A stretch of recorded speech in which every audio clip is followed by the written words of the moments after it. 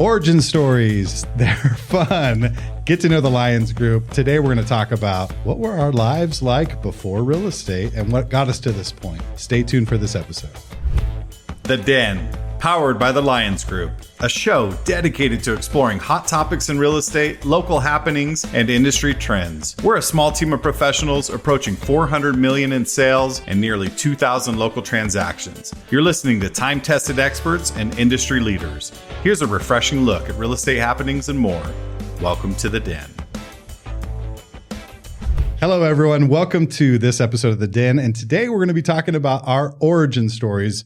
What were our lives like before we got into real estate? But before I get there, let me introduce my partners, my friends, my co-hosts, the fellow members of the Lyons Group. To my left, Paul, Hammy the Rockberry, Melissa, let's go, Glasgow, Aspen, the Ninja Groen, Shannon, the boss, Martin Martinez, and my name is Ben Lyons, the butt dialer, the one, the only.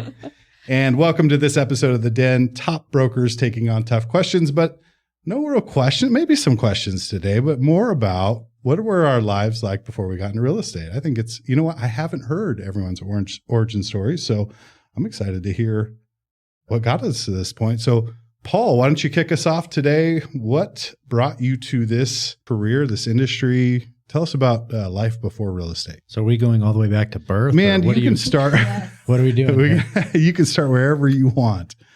Well, I grew up in Massachusetts, just south of Boston. Okay. I never wanted to be a realtor. I grew up wanting to be, like every kid, a baseball player. That didn't work out very well. Wait a minute. How do you say Boston? Like you just did. Just okay. Yeah. Does everyone else say it like that? Boston. Boston? Boston. Boston? Boston. Boston. Boston. Boston. Yeah. Okay. I was just checking. That's how you say it. Yeah. Boston. You're in the Southwest now. Yeah. No. Yeah. So my wife likes the accent, but it comes out only when I'm really mad or I've had a couple of drinks. So growing up out there, it was, we were not too well off. Tried to go to college, couldn't afford it. So I went into the military, went into the Marine Corps, went overseas, 2003, came back, met my wife at my best friend from the Marine Corps. He lived in Farmington. That's how I ended up here. Met my wife at their wedding. He married my wife's twin sister. Where was the wedding at? Here. Was here? Farmington. Yeah. Okay. And it's the church right across from the new Walmart. I don't know what that is. Right next to Navajo Prep. Oh, okay. Oh. That little church. They had 2 weeks to prepare. It was actually a pretty cool wedding. Wow. That's fun. Yeah. Yep. So then 2004, my wife and I got engaged, married in 2005, got 3 kids. I was in the oil field since I moved here. I worked in the oil field in various service related industries. So when you flew to Farmington to go to the wedding, did you have like this feeling like home? No. Or were you like, holy moly, where am I? There's a good story behind this one too. Yeah. My wife's sister, Andrea, and her college roommate picked me up at the airport, and they didn't have a sign or anything like that, but it was just like, and I'd never seen a picture. We didn't have smartphones back then. Sure. So I just saw somebody staring at me as I was going towards baggage claim, and never met them before, but then got into, once I called my wife, they kind of got us together. We get in the car and her roommate is the driver. Scariest ride. Like Even scarier than going to Santa Fe? No, that wasn't that bad. Well, in a Tesla. So I'll take this. First time in a Tesla, hands-free driving was like 2 months ago. I'm not a great driver either. I was stressing out in the back. Was she nodding off at the No, wheel? but they were both texting. This is like rule number 1. You're not supposed to do this. So we go, anyway, back to 2004, or this is 2003, they got married. I get in the car, and I was a few months out of Iraq, and I was more scared on that car ride back than I was over there. It was very scary. But we got here. Then the oil field, went through all the ups and downs of that. And you very graciously, we became friends because I was friends with your wife.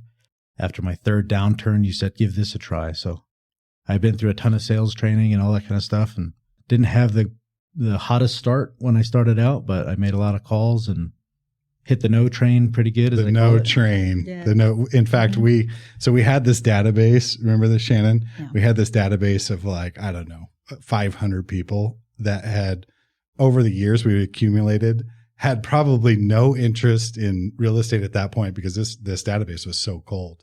And very first thing I told Paul was, here's a list. Go ahead and start calling and asking questions. And so he would call, I'm on the no train. And so pretty much everyone he would talk to, but you did get a deal or two out of that, didn't you? Or yeah, I got a country club sale. I probably got about maybe under $1 million out of that. Wow. But I got 3 or 4 deals out of that. Yeah, that's fantastic. It was good. That's good. He rolled his sleeves up, grabbed a shovel, and went to work. Yeah, it was not glamorous. We were in a little hole in the wall office. Yeah, at the time. Showed swamp properties. Swamp properties. Yeah, you didn't want to get their Uggs dirty. But I was the one putting out signs. I was doing the open houses. I was doing all those things. You were grinding. Yep, you were grinding for sure. So you served in the Marines, and you were part of Desert Storm. No. Operation Iraqi. I'm Freedom. Sorry, Iraqi Freedom. That's right. Yeah, that was Desert Storm was years before. Yeah, that's right. Yep. Wrong classification. So tell us just same president, same family though. Yeah, it was the Bushes. Yeah. Yep. So tell us a little bit about your time in the Marines. It was fun. Yeah, got a lot of good friends there. Got to go all over the world. Learned Arabic. They taught me Arabic, so that was my MOS. Yeah, that's cool. Which is kind of my job description as an Arabic linguist. I did some, people call it special forces. I did the training. I didn't actually get to do any missions with them, but I did some of that training, which was fun. They didn't get really many missions in the war at the time, so I got on a different type of vehicle and got to do some cool stuff. Was detached to the infantry. Play soldier for a little bit. Yeah, that's awesome. And well, thank you for your service, Paul. Thank you. And I'm glad all of that brought you to where you are today. So yeah. Fantastic. Absolutely. Melissa, you're up. Tell us about your past. Well, I grew up in Farmington, and as soon as I could get a job, I had many jobs. Working at the mall, all that fun stuff. Worked at the Boys and Girls Club. But the job that really got me was working at Sherry's studio. They had just opened in the mall, and I learned how to be a photo lab tech. And I loved it. Graduated high school, moved up to Lakewood, Washington, and I worked in another photo lab called Roby's Camera Center. And they had a more full service lab. So we did like black and white processing, by hand, and along with the film and the prints.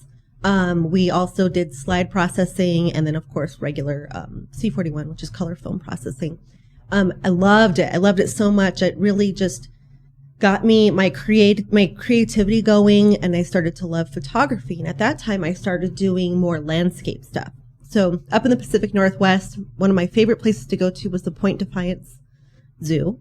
Love Point Defiance. It's beautiful. That was beautiful pagoda garden. It's just gorgeous up there. So loved that.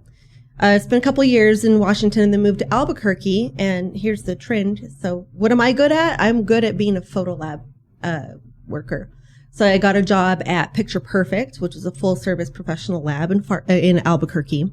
During my time there, I started venturing more into doing portraiture, into weddings, into events, which really got that creative bug moving in me. I really, really loved it.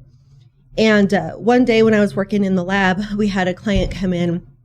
It was a regular. And in Albuquerque, when it's getting close to fair time, you get all of your photography participants coming in, and we did the mounting of the photos. We did it all professionally so that their fair entries would be great. And he told me, he's like, hey, Melissa, we've got, he was a police officer. He says, hey, we've got this first citizen CSI class coming up. You should apply for it. I said, oh, yes, I should. And my uncle actually told me about it like within a day. So it's like, okay, this is a sign. I'm going to apply for this CSI Academy. So crime scene investigator. Yes. Wow. Yes. I applied and I was accepted. It was a really cool course. Similar to what, Farmington Police does here with their Women of Insight and Girls with Grit with the Sheriff's Department, but it was only crime scene stuff. So wait a minute.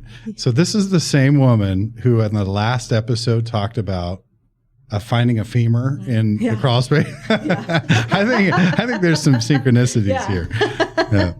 So went through that class. It was phenomenal. And that just really, I was like, okay, this is really cool. I want to work in the forensic photography unit at the crime lab. Spot came open, and this is where I learned the value of networking.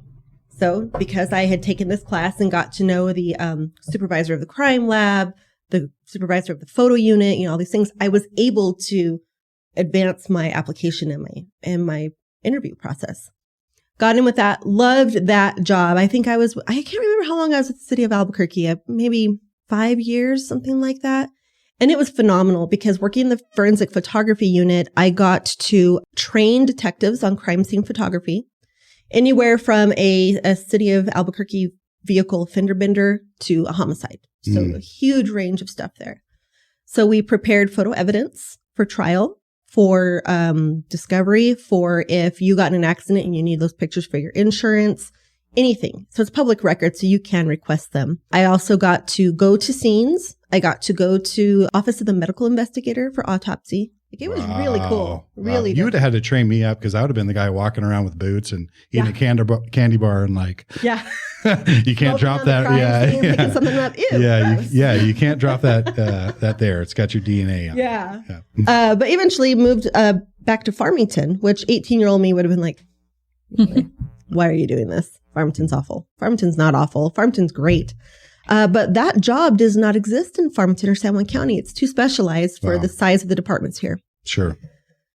So got in with the city of Farmington and worked at the electric utility and got to know that process, which is really cool. So, it's nice to know now when I'm selling homes, like, hey, what you have to do next, put an application for your utilities. There's probably going to be a deposit. This is what it means. I get to help people with that. Then I kind of had a life change and my son was really busy with baseball. Really busy. And I had to miss one tournament. They went to Ventura, California. I was working actually at the college at that time. At the same time, I was doing photography for Ryan Brown for his listings. And he says to me, hey, Melissa, you wouldn't have to miss tournaments if you got your real estate license. Mm-hmm. He planted the seed, didn't he? He did. Yeah. And it worked. It worked. I think within probably 4 months, I was doing my education and then I got my license and all that. And the rest is history. But what the long story of that is I have realized I am professionally nosy. I am. I get to look at all of the memories you're making when you're developing your film. Mm-hmm. I have been to your homes on your worst of days with crime scene stuff. And now I get to go into your homes on the best of days because you're selling your property. You are a snooper. So I am a snooper. I am Gladys Kravitz. Yes, I love it. I don't know how exactly everything lined up, but I'm glad that it did because this is so rewarding. And to be able to help people in good times is great because don't get me wrong. I mean, wedding photography is a lot of fun, but it is very stressful. Oh, yeah. Very stressful. And it's really hard to see, a year later, they're divorced and it's like, oh man, all that work. Yeah. Well, but going back to the crime scene component, man, I don't know how you got, I couldn't do that. Going in and seeing some of that stuff, I would be scarred. Yeah, and having to take the photos. And I mean, I know you're doing accidents and stuff, but the homicides and some of the real terrible stuff, I really commend our frontline responders, our first responders. I think too, what we know as a general public is literally a sliver of actually what happens in our communities. Yeah. So, I always think, you might be having a bad day, but probably not as bad as somebody else. Yeah. Very well said. Well, thank you for sharing that. Yeah. Aspen, you're up. Tell us about your life before real estate. I am kind of like Melissa. Lots of odd jobs from the time I could start working. Even before, I remember my dad always had us doing a lot of work. So I've always worked just, in general, I've always liked to work. But also my parents are entrepreneurs and I think I kind of just got the same bug. Even the normal jobs that I had, I remember being 15 working at a hair salon and just being like, but we could do this and we can make this better. Or I worked at a dentist office. I was like, we got all these different ideas and most businesses kind of are like, okay, well, let's just do your job. Be sure to sweep up. Yeah. So I graduated from high school pretty early. So I graduated when I was 16. So I kind of just got into college, moved out, and I was going to school at San Juan College. So I've never moved away. Always lived here. I did not want to be a baseball player whenever I was a little kid. I wanted to go into surgery. That's what I wanted to do, from the time I was 7, 8. So that's what I thought. I was like, that's what I'm going to do. So I went to school for, it started with biology is what I started with, but it kind of quickly transferred into chemistry. And then I went to college at Fort Lewis College. But in that time, I was having to work. So I had a normal job, but I was also doing photography. My parents had gotten me a camera for my graduation gift. And I was doing wedding photography at the time. I was going to college up in Durango. I'm with you. It's so much work, and your weekends all summer are booked. So I always knew it was never a forever job for me. I'm a summer person. I love my summer, and I was like, I cannot be working this. But it was nights on weekends whenever I didn't have school. So it was really. And then all the pressure. Oh my gosh, if you miss that moment or, you know, you just don't get the right angle. Oh man. Something fails. Yeah. Yeah. Redundancy was a really important thing. Did you have a lot of like bridezillas or? No. No, most people were pretty, I had one person who I had a feeling about from the beginning, but it was kind of a last minute thing and she needed someone right away and should have listened to my gut on that one. But aside from that, no, none. Oh, that's good. That's good because you hear these horror stories. Yeah. And I can imagine, I mean, again, you put people's personalities into a pressure cooker. And sometimes pretty comes out and sometimes not so pretty comes out. Yeah, no, I never had anyone be rude. And I think it's just like, you know, what you attract to. I wouldn't take just anybody either because I'd been doing photography for about 8 years. So I was a little bit pickier about what I chose. And that was all I did really was, you know, senior pictures and family sometimes, but mainly weddings. And that parlayed really good into real estate.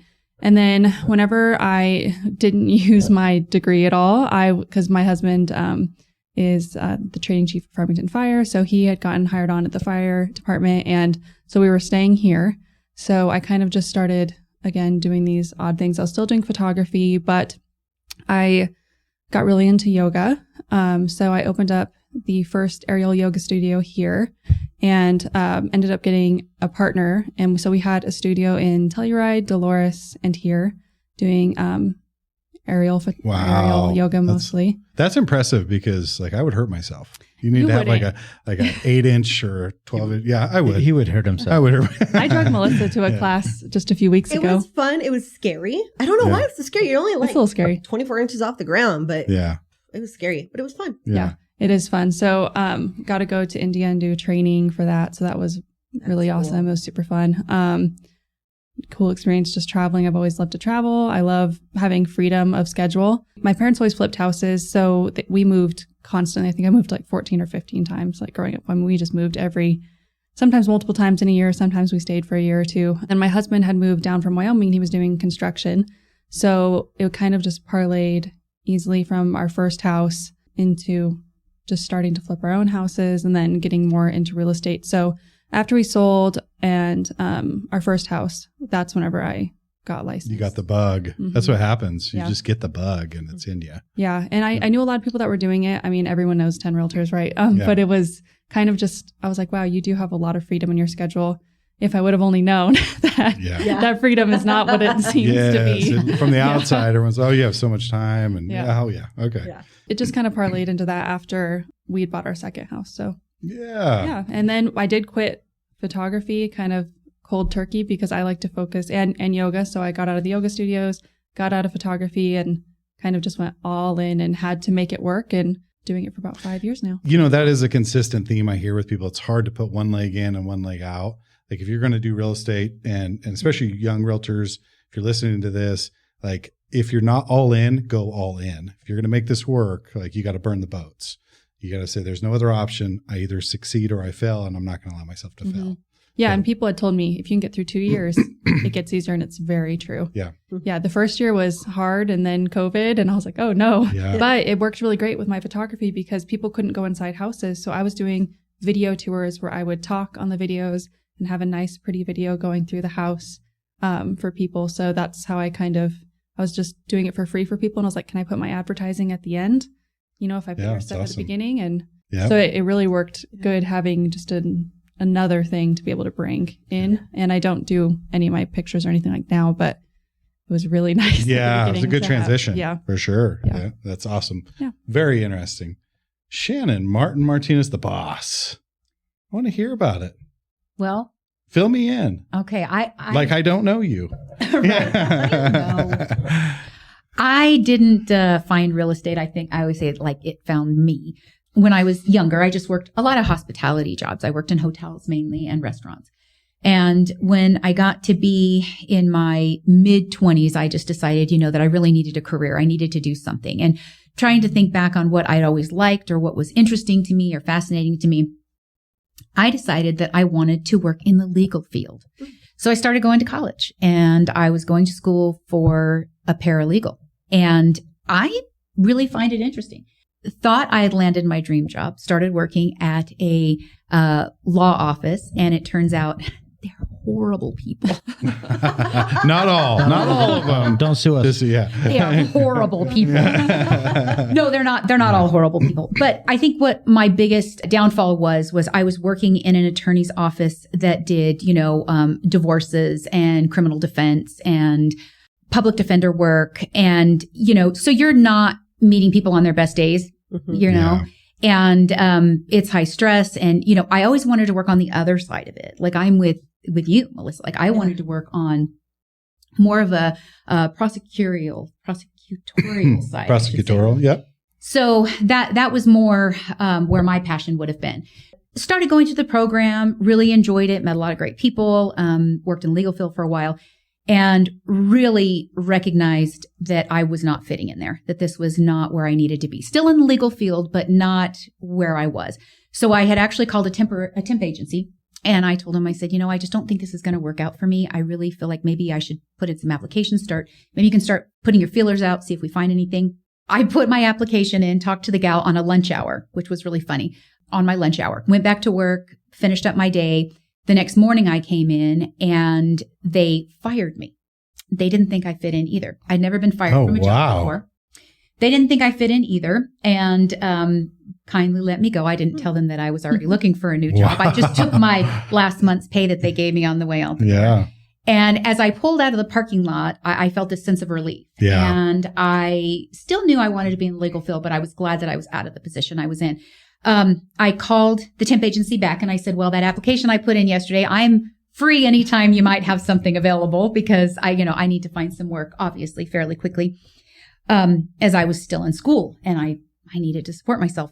She said, well, if you're ready, I did just get a call from an office. They're really needing some secretarial work, and they need someone today. And I said, no problem. I'm already dressed for work. Where is it? It was Coldwell Banker, Sunwest Properties. And this was in 1997. Shirley Stewart. She gave me my first break, and she was just a great lady.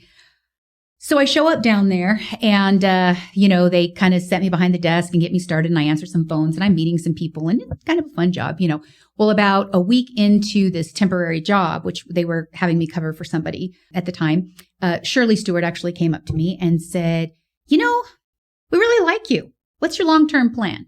And I said, well, I just need a job. I'm going to school. She said, well, if you would like to stay, we would like to have you here. And I said, absolutely. So they hired me full time. So I worked actually there for 3 years as unlicensed, as an assistant. I helped the realtors in all different areas of real estate, learned a lot about real estate while I was learning about law. They were kind enough to let me take my lunch hours and go up to the college to take a class. I would go up right after work and go back to more classes. So I worked the two for quite a long time, still thinking that this was a temporary place for me to be. Yeah. When I left Sunwest Properties, I immediately got a call from another brokerage that said, hey, we just heard that you left Sunwest Properties. Would you like to maybe come over here? We're starting up a new office. We could really use some experience on how to run an office and what to do in a real estate office. And I said, sure. So I start working over at another real estate office. Eventually, I started thinking, what am I doing? Like, I clearly keep getting called back to this, because they said, well, why don't you get your license? Because that would make you even more valuable to us. So I'm still going to school for a paralegal, and I'm getting my real estate license just for this temporary job that I'm going to work. Ended up getting my license. Then I started selling while I was going to school to be a paralegal. Everything kept telling me. Kept lining up for you. Yeah. Well, I happened to be at an office that was 2 doors down from another real estate office, which is where a nice young broker came in one day. And we started talking and eventually, got to be a little bit more I delivered your mail, didn't I? You delivered my mail, which Yeah. is funny. So he came down and he was new in town and I didn't even know that he was the new guy, and he delivered the mail. And I said, "Oh, thanks. I appreciate it. Have a nice day." And after he left, somebody said, "Oh, he's the new guy that owns the brokerage 2 doors down." I said, "Oh, well, I should have been nicer. I didn't even realize he was a fellow broker." Not that I wasn't nice. So I think I ended up going down there a couple days later and introducing myself. And I said, "I apologize. I didn't realize you were a fellow realtor." And we got to be a little bit friends. Left that brokerage, moved to his brokerage. Eventually, I just decided that I probably needed to give up the whole The law paralegal idea. dream, yeah. Because I was obviously pursuing real estate and just settled in. So starting in 1997 was my first exposure to real estate. Again, unlicensed. By 2000, I had my real estate license. By, I want to say it was 2001, I gave up my dreams of being in the legal field. And that's all I've done since. And I've done everything from, running offices to transaction coordinator to selling real estate to all different facets of real estate. And at this point, I just don't know what else I would do. I think I would be lost if I tried anything else. I'm not sure I could do anything It is else. your life now, It's Shannon. what I do. Yeah. Yep. It just kind of found Yep. me. So it was not a career path. You tried to get away and it just kept sucking you back in. Yeah. And a couple times along the way, I've thought, maybe I just want to retire. Maybe I just want to this, maybe, and I've shifted gears a couple of times and tried different avenues of real estate. But I've always just stayed there. It was never a dream of mine. It wasn't something that I thought it would be a good career. It just kind of fell in my lap. Well, that's fantastic. And I love hearing all the origin stories because everyone comes from these different backgrounds, which is pretty incredible. Now we're running short on time, so I'm going to have to save my origin story for some other episode. I know. Boo. Boo. But real How quick. convenient. I know. That. Ben the butt dialer Lyons. Ben the procrastinator. He'll just butt dial you one night and tell you Yes. you're not expecting. Yes. So I do have a speed round real quick, and we just got about a minute left. But I want to know, what would you be doing if you weren't in real estate right now? What would be your career, Paul? I'd probably still be in the oil field Be in the oil field grinding it out. or a police officer. Yep. I could see that. See that. Melissa? Probably some sort of a government job. Yeah. Yeah. Stability, 9 to 5, retirement, Yeah. insurance. Insurance. Yeah. That's funny. That's funny. Coming from a realtor. Yeah. That's funny. Aspen? It's hard to say. I'll probably still be doing yoga studios and photography, but if I was going back, I probably would have gone back to school for just continuing on with my education. Maybe not medical school, but maybe just working for a master's for biochemistry. I really enjoyed it. Yeah. I see entrepreneur all over you. I don't know how that other vein would have maybe. Yeah. Yeah. Yeah, probably. Shannon, if you weren't in real estate, you wouldn't be in paralegal either. It wouldn't be the law. Yeah. No. What would you be doing? I'd be farming. I was going to say she's a farmer. She would have her goats. You'd have your goats. You'd be rocking and rolling. Mm-hmm. I love it. That's fantastic. So there you have it. The Lyons Group, all the origin stories except for mine. I may have to kick that in another episode. Thank you for watching today. If you have any ideas for talking points for us or have any concepts you want us to explore here locally, real estate and other things, obviously, we're happy to discuss that.